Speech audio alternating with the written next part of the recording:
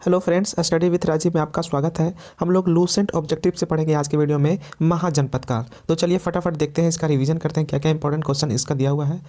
तो चलिए फ्रेंड्स पढ़ते हैं, देखते हैं पहला क्वेश्चन क्या दिया है। पहला क्वेश्चन है सूची 1 को सूची 2 से सुमेलित कीजिए। सूची 1 में दिया हुआ है महाजनपद काल और सूची 2 में है राजधानी। आपको मिलाना है। गांधार की राजधानी कहाँ थी? तो गांधार की राजधानी तक्षशिला थी। सूर्यसेन की राजधानी मथुरा थी। वत्स की राजधानी कौशाम्बी और कौशल की राजधानी श्रावस्ती थी। तो इस तरह से आंसर हो जाएगा 4, 1, 2, 3। ऑप्शन ए इसका सही आंसर हो जाएगा। गांधार महाजनपद की राजधानी तक्षशिला, सूरसेन की राजधानी मथुरा, वत्स की राजधानी कौशाम्बी और कौशल की राजधानी श्रावस्ती थी। इस तरह से आपको 16 महाजनपद की राजधानी आपको रटा हुआ होना चाहिए। ये दूसरा क्वेश्चन देखते हैं। हर्यक वंश के किस शासक को कुनी कहा जाता था?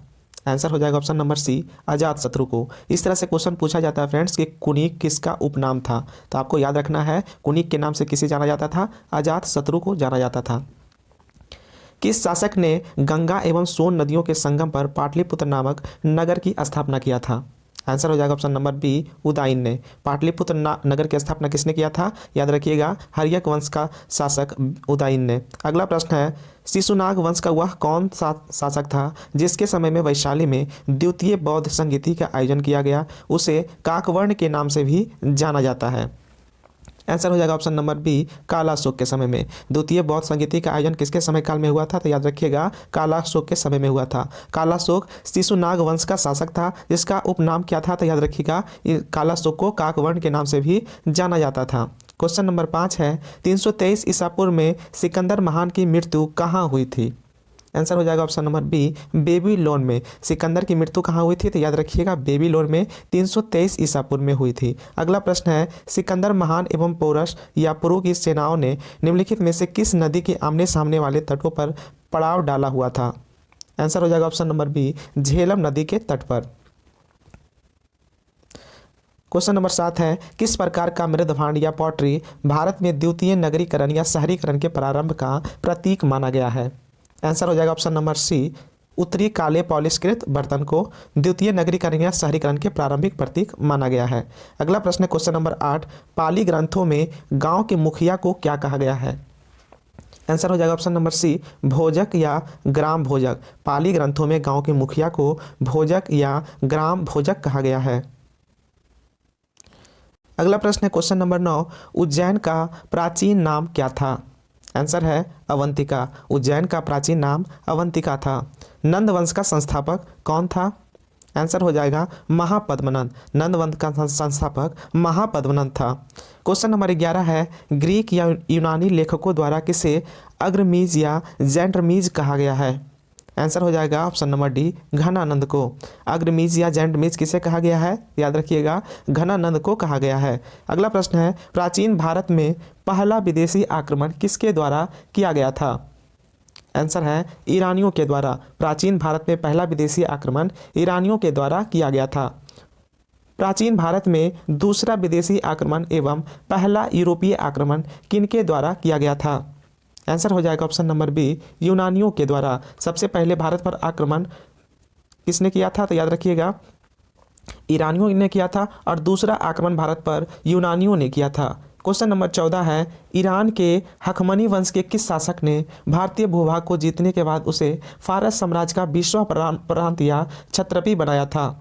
आंसर हो जाएगा ऑप्शन नंबर बी, डेरियस या दार्याबाहु प्रथम।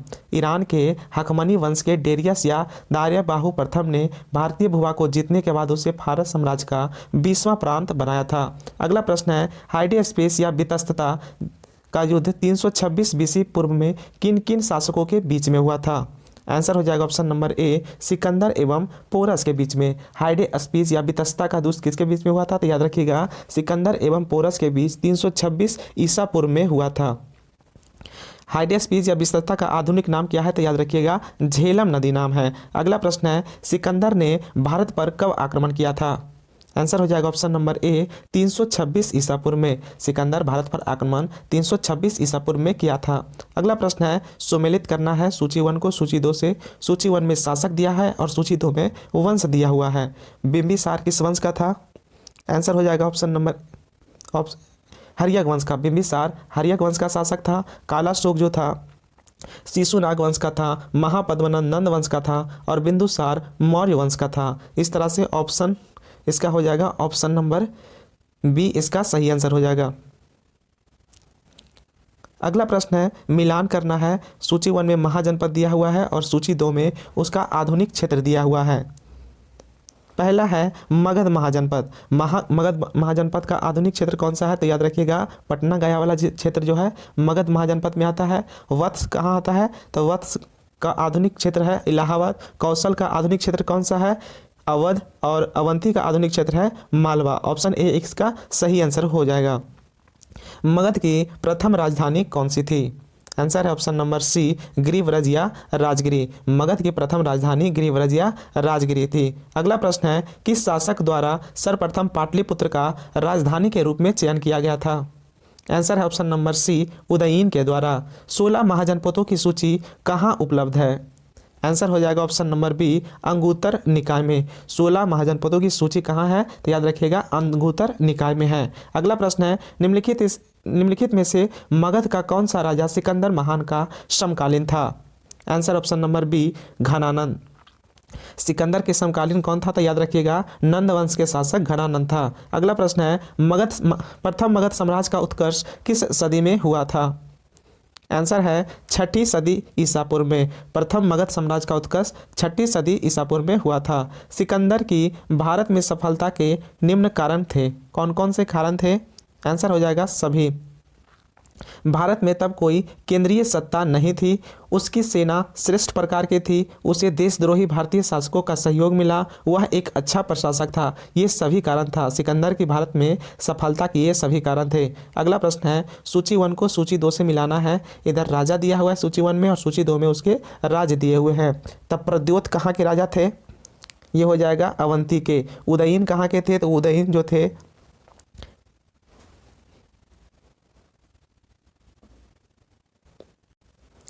प्रद्योत कहाँ के राजा थे? ये हो जाएंगे अवंती के। और उदयीन कहाँ के थे? ये वत्स के थे। प्रसेनजीत कहाँ के थे? ये कौशल के थे। और अजातशत्रु मगध के थे। ऑप्शन सी इसका सही आंसर हो जाएगा। अगला प्रश्न है, अभिलेखीय साक्ष्य से प्रकट होता है कि नंद राजा के आदेश से एक नहर खोदी गई थी। कहाँ नहर खोदी गई थी? Answer option number C Kalinga में। अगला प्रश्न है, क्वेश्चन नंबर 27, पहला ईरानी शासक जिसने भारत के कुछ भाग को अपने अधीन किया था। पहला ईरानी शासक कौन था? ऑप्शन सी इसका सही आंसर हो जाएगा डेरियस प्रथम। अगला प्रश्न है, मगध के राजा अजातशत्रु का सदैव किस गणराज्य के साथ युद्ध रहा था? Answer option number A Vajji संघ यानी वैशाली से। वज्जी संघ के विरुद्ध मगध राज्य के किस शासक ने प्रथम बार रथ मूसल, एक ऐसा रथ जिसमें गदा जैसा हथियार जुड़ा था तथा महाशिला कंटक पत्थर फेंकने वाला एक युद्ध यंत्र नामक गुप्त हथियारों का प्रयोग किया था? आंसर हो जाएगा ऑप्शन नंबर ए अजातशत्रु। अगला प्रश्न है, नंद वंश का अंतिम सम्राट कौन था? आंसर है घनानंद। नंद वंश का अंतिम सम्राट घनानंद था। भारत में सिक्कों या मुद्रा का प्रचलन कब हुआ था? आंसर होगा ऑप्शन नंबर सी 600 ईसा पूर्व में। अगला प्रश्न है, निम्न राजाओं पर विचार कीजिए। अजातशत्रु, बिंदुसार और प्रसेनजीत दिया हुआ है। इनमें से कौन बुद्ध के समकालीन थे? ये पूछा है। आंसर हो जाएगा ऑप्शन नंबर सी अजातशत्रु और प्रसेनजीत जो थे बुद्ध के समकालीन थे। अगला प्रश्न है, 6ठी सदी ईसा पूर्व के दौरान बड़े राज्यों के उदय का मुख्य कारण क्या था? आंसर है option number A Uttar Pradesh और बिहार में व्यापक पैमाने पर लोहे का उपयोग। अगला प्रश्न है, मगध सम्राट बिंबिसार ने अपने राजवैद्य जीवक को किस राज्य के राजा की चिकित्सा के लिए भेजा था? ये बहुत इंपॉर्टेंट है, बहुत बार पूछा गया, इसको आपको याद रखना है। तो इसका आंसर हो जाएगा अवंती के। मगध सम्राट बिंबिसार ने अपने राजवैद्य जीवक को अवंती राज्य के राजा की चिकित्सा के लिए भेजा था। अगला प्रश्न है, किस शासक ने अवंती को जीतकर मगध का हिस्सा बना दिया था? आंसर हो जाएगा ऑप्शन नंबर सी शिशुनाग। किस मगध सम्राट ने अंग का विलय अपने राज्य में कर लिया था? आंसर है ऑप्शन नंबर ए बिंबिसार। अंग का विलय मगध सम्राट में किसने कर लिया था? तो याद रखिएगा बिंबिसार ने। शिशुनाग ने किस राज्य का विलय मगध साम्राज्य में नहीं किया था?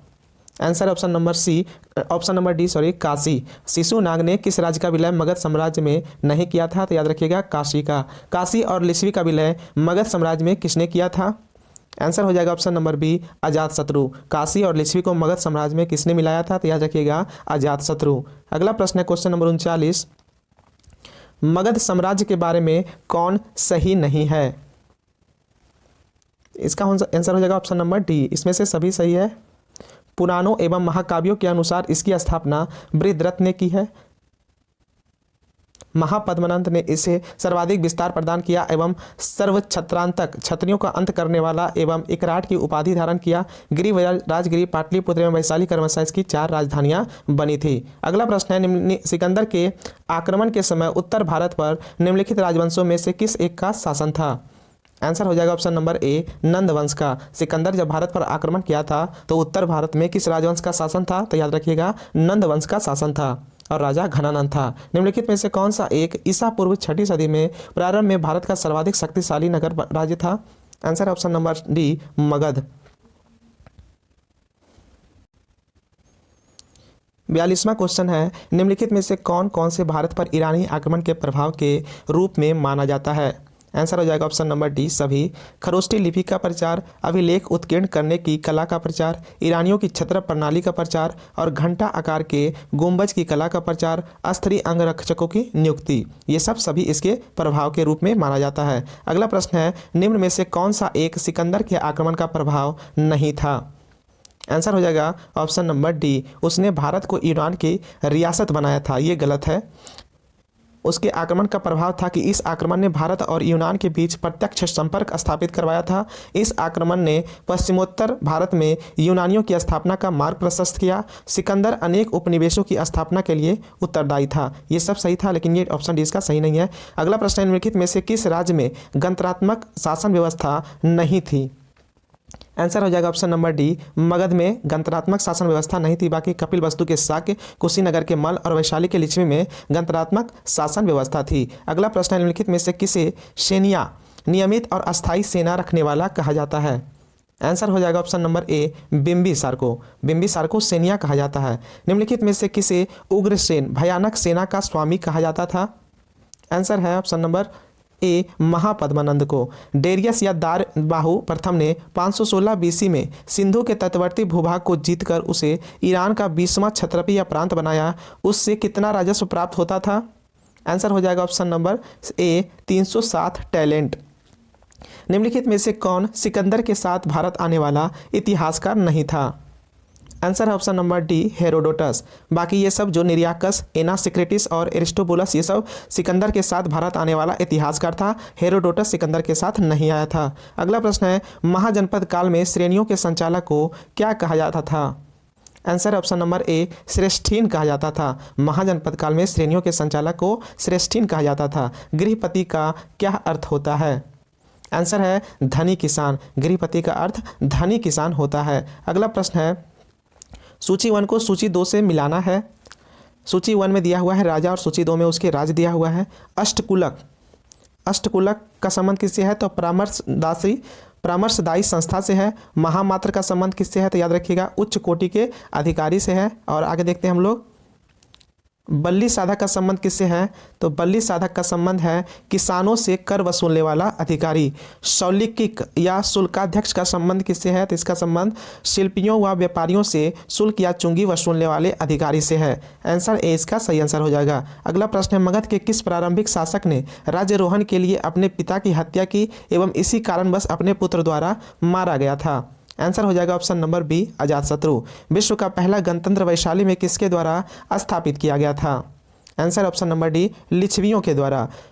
क्वेश्चन नंबर 54 है, महाजनपद दिया हुआ है और इधर उसकी राजधानी दिया है सूची 2 में, इसको आपको मिलाना है। कुरु महाजनपद की राजधानी कहाँ थी? आंसर हो जाएगा इंद्रप्रस्थ। कुरु महाजनपद की राजधानी इंद्रप्रस्थ थी। पांचाल की राजधानी कहाँ थी? अहिच्छत्र। पांचाल की राजधानी अहिच्छत्र। कौशल की राजधानी कहाँ थी? तो कौशल की राजधानी साकेत थी। और वत्स की राजधानी कौशाम्बी थी। इस तरह से इसका आंसर हो जाएगा ऑप्शन नंबर बी। कुरु की राजधानी इंद्रप्रस्थ, पांचाल का अहिच्छत्र, कौशल का साकेत या श्रावस्ती, वत्स का कौशाम्बी। अगला प्रश्न है, निम्न में से कौन सा एक बौद्ध ग्रंथ 16 महाजनपदों का उल्लेख करता है? आंसर हो जाएगा अंगुत्तर निकाय। अंगुत्तर निकाय एक बौद्ध ग्रंथ है जिसमें 16 महाजनपदों का उल्लेख मिलता है। 6वीं शताब्दी ईसा पूर्व का मत महाजनपद कहाँ स्थित था? आंसर हो जाएगा राजस्थान में। मत्स्य महाजनपद की राजधानी विराटनगर में है, जो कहाँ स्थित था, राजस्थान में था। निम्नलिखित में से किस एक नदी को पहले वितस्ता के नाम से जाना जाता था? आंसर हो जाएगा ऑप्शन नंबर बी, झेलम नदी को प्राचीन काल में वितस्ता के नाम से जाना जाता था। निम्नलिखित महाजनपदों में से गण या संघ अल्पतंत्र को पहचानिए। आंसर हो जाएगा वज्जी, ऑप्शन बी इसका सही आंसर हो जाएगा।